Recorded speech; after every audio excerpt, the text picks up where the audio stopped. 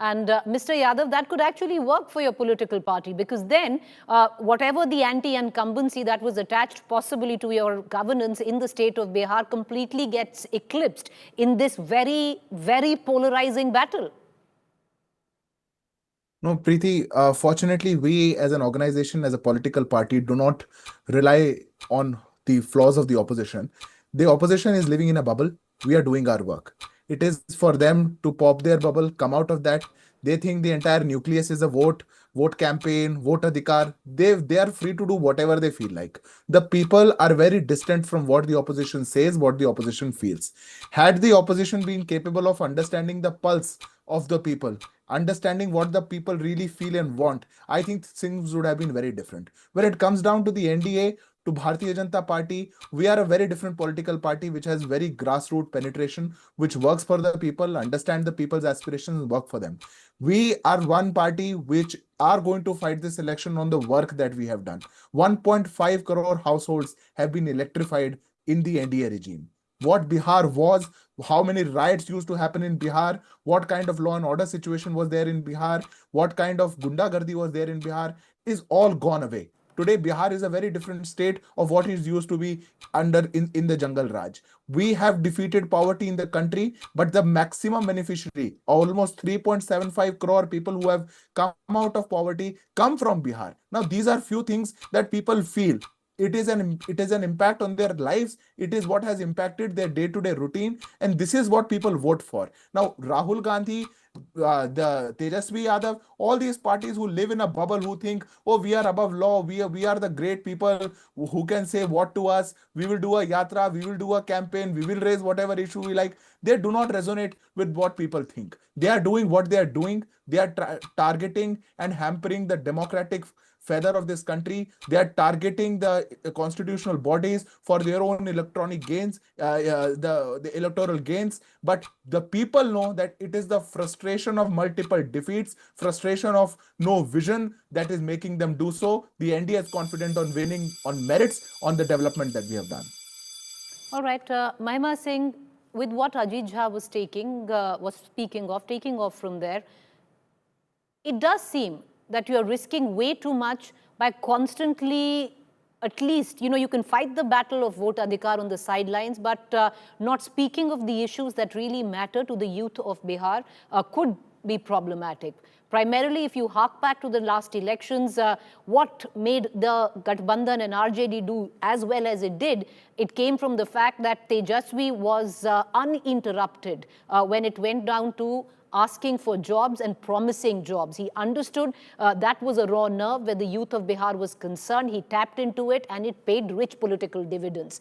This time around, not cashing in on what possibly is high anti-incumbency and speaking constantly only about the SIR, are you risking a lot politically? Preeti, we saw the NDAs take towards migrant laborers during COVID. We saw the stances that this topsy-turvy government, which kept on, toppling here and there through these last 5 years, and we saw shifting stances of Mr. Nitish Kumar over these last 5 years. In spite of that, I would rather say, Preeti, it is the BJP government that must worry today. And it is rather for our country also to worry today. I'll tell you why. Because a press statement was issued by the interim government of Bangladesh. I remind you of that moment the last year when Sheikh Hasina landed unannounced, unplanned in our country because there was a hasty emergency-like situation in Bangladesh and the people had taken to the streets.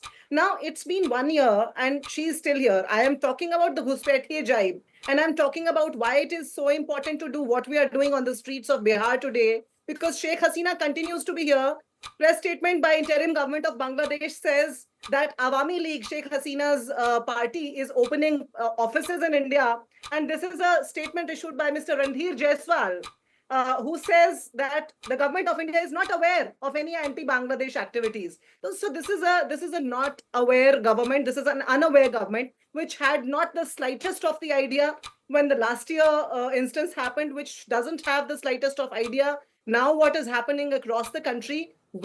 When our leaders, Tejasvi Yadav, Shri Rahul Gandhi along with the Tejasvi Yadav along with the LOP on the streets of Bihar, when they are contacting and communicating with hundreds of lakhs of people every day, Preeti, do you think we are only talking about SIR?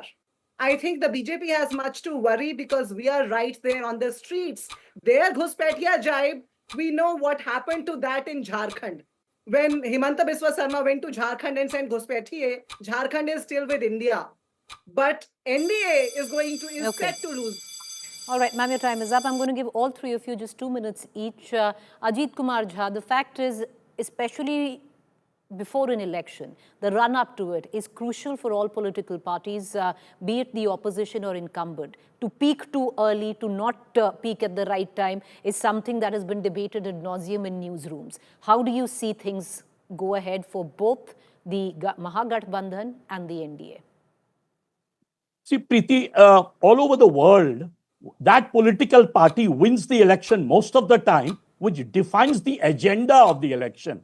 So it would have been better, according to me, of course, I'm sure the Congress would differ with me, to define the agenda of the election in terms of massive unemployment in Bihar, because that appeals to voters directly. And this is after 20 years of Nitish Kumar government. And the migration issue. In fact, that way Prashant Kishore, he might be an X factor, but he defines the agenda very well. Bringing in the SIR gives the, of course, Rahul Gandhi has defined the agenda initially, but he ended up defining it in terms of Karnataka much more than in terms of Bihar. And the thing about it is, the risk here is that the BJP sort of plays the Ghuspeti issue opposite of the SIR issue. So there is a massive risk, I still feel. I think the Congress would be much better off if they stick to economic issues, because the Prime Minister always talks of bridges and roads and things of that sort. But how come